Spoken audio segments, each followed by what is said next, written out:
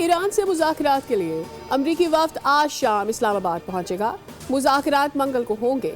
امریکی صدر Donald Trump نے تصدیق کر دی۔ ٹروتھ سوشل پر لکھا کہ ایران نے گزشتہ روز آبنائے ہرمز بند کی، فرانسیسی جہاز اور برطانوی فریٹر پر فائرنگ کی جو جنگ بندی کی خلاف ورزی ہے۔ ڈیل نہ ہوئی تو وہ کام کروں گا جو 47 سال میں کسی صدر نے نہ کیا۔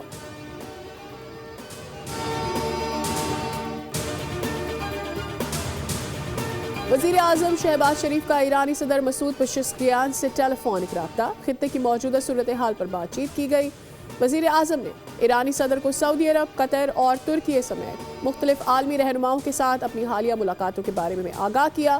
کہا یہ روابط خطے میں پائیدار امن کے قیام کے لیے مذاکرات اور سفارتکاری کے عمل کے حق میں اتفاق رائے پیدا کرنے میں نہایت معاون ثابت ہوئے۔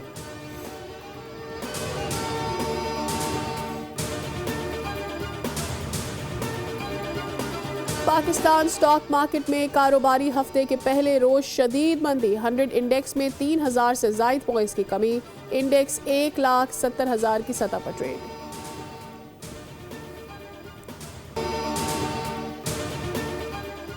ایران کا دوسرے مرحلے کے مذاکرات میں شرکت سے انکار، ایرانی نیوز ایجنسی ارنا کا دعویٰ، لکھا حد سے زیادہ مطالبات مذاکرات میں شرکت نہ کرنے کی وجہ بنے، ایسے حالات میں مذاکرات کا حصہ نہیں بن سکتے۔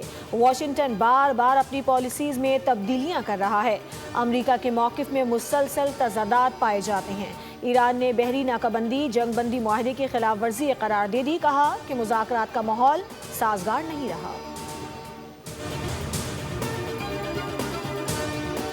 ایران کے ساتھ اسلام آباد میں ہونے والے مذاکرات، امریکی ٹیم میں کون شامل ہوگا کون نہیں، امریکی میڈیا کی متضاد خبریں گردش کرنے لگیں۔ ایکزیوس اور ABC نے لکھا کہ JD وینس ایران امریکہ مذاکرات کے لیے پاکستان نہیں جا رہے۔ صدر ٹرمپ نے نیو یارک پوسٹ کو بتایا کہ JD وینس نے پہلے مذاکرات کی قیادت کی تھی، اس بار شریک نہیں ہوں گے۔ CNN نے وائٹ ہاؤس کے عہدیدار کا حوالہ دیتے ہوئے خبر دی کہ JD وینس مذاکرات کے لیے پاکستان جائیں گے۔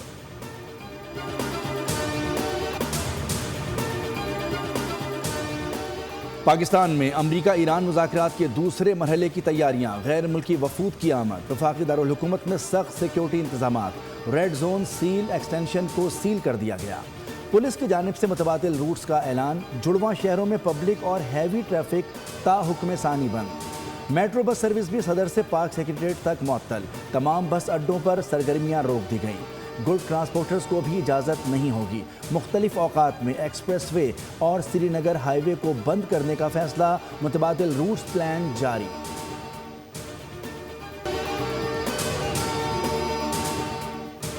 ہم اپنے دفاع کا قانونی اور جائز حق استعمال کر رہے ہیں، ٹرمپ کو کوئی حق نہیں کہ وہ عوام کو اس کے حق سے روکے۔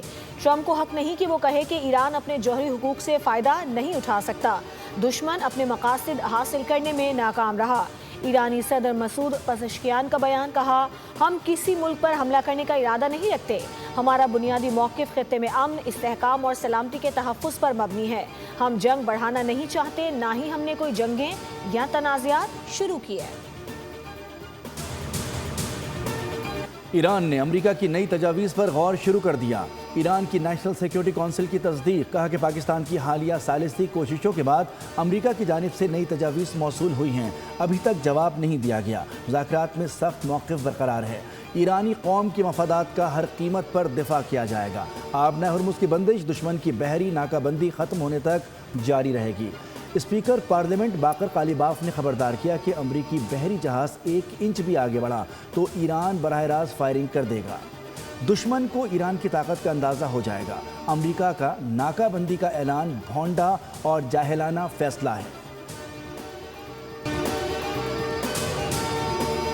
نائب وزیر اعظم اسحاق ڈار کی پولینڈ کے ہم منصب سے ٹیلی فونک گفتگو، دو طرفہ تعلقات میں مثبت پیش رفت کو سراہا، باہمی دلچسپی کے شعبوں میں تعاون بڑھانے پر اتفاق کیا گیا، اہم علاقائی اور عالمی امور پر بھی تبادلہ خیال ہوا۔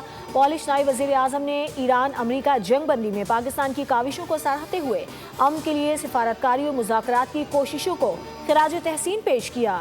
اسحاق ڈار کو رواں سال جون میں پولینڈ کے دورے کی دعوت بھی دی گئی۔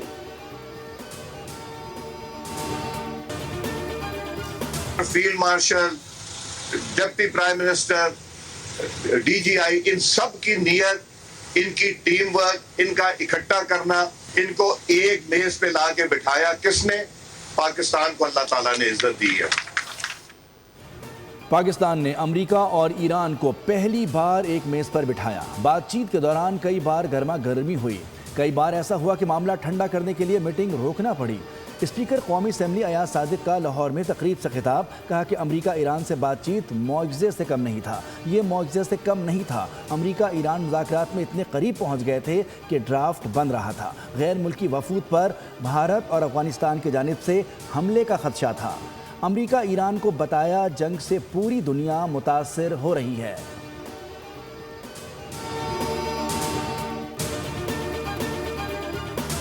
نہ صرف پاکستان کا روشن ہے بلکہ مجھے یقین ہے امت مسلمہ کا مستقبل بھی روشن ہے۔ اللہ تعالیٰ سے دعا کرنی چاہیے کہ پاکستان کی جو کوششیں ہیں، اور جس میں ترکی بھی شامل ہے، مصر بھی شامل ہے، سعودی عرب شامل ہے، قطر شامل ہے، چینی اور روسی شامل ہیں، peace process led by Shahbaz شریف صاحب اینڈ فیلڈ مارشل آصم علی صاحب۔ آج ٹرمپ بھی پاکستان کے گن گا رہے ہیں۔ بھارت حملہ نہ کرتا تو کس طرح پتہ چلنا تھا کہ ہم اسے شکست دے سکتے ہیں۔ بھارت نے پاکستان پر حملہ کر کے حماقت کی۔ پاکستان ایئر فورس نے بھارت کے جہاز گرائے اور دنیا میں پاکستان کی بلے بلے ہوئی۔ مسلم لیگ نون کے سینئر رہنما خواجہ سعد رفیق کا تقریب سے خطاب، کہا دنیا بھر میں وزیر اعظم اور فیلڈ مارشل کا چرچا ہے۔ وزیر اعظم شہباز شریف نے ملک کو ڈیفالٹ ہونے سے بچایا۔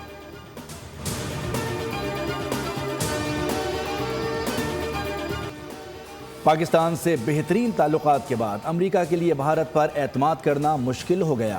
بین الاقوامی جریدے کی رپورٹ۔ ایشیا ٹائمز کے مطابق پاکستان نے ایران امریکہ مذاکرات میں اہم کردار ادا کیا۔ خطے کے معاملات پر بھارت کی سفارتکاری بالکل خاموش رہی۔ مودی نے امریکی صدر ڈونلڈ ٹرمپ سے محض تیل اور سپلائی کے نظام پر بات کی۔ پاکستان سفارتکاری کے ذریعے خطے میں امن کی بحالی کے لیے کوششوں میں مصروف رہا۔ بھارتی وزیر خارجہ جے شنکر کا متحدہ عرب امارات کا دورہ بھی مداخلت کے بجائے رابطے اور یقین دہانی تک محدود رہا۔ بین الاقوامی سطح پر پاکستان کو تنہا کرنے کی خواہش میں مودی نے بھارت کو تباہی کے دہانے پر پہنچا دیا۔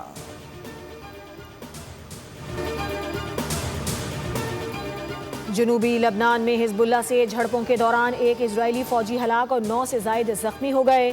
اسرائیلی فوج نے تصدیق کر دی۔ واقعہ جنوبی لبنان میں ایک آپریشن کے دوران پیش آیا، جہاں اسرائیلی فوج سرحد سے تقریباً 3.5 کلومیٹر دور عمارتوں کی کلیئرنس کر رہی تھی۔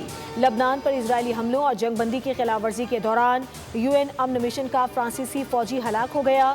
سیکریٹری جنرل اقوام متحدہ کی مذمت۔ ادھر حزب اللہ نے اسرائیل سے یک طرفہ جنگ بندی مسترد کر دی۔ سبسکرائب کریں اور بیل دبائیں تاکہ کوئی خبر رہ نہ جائے۔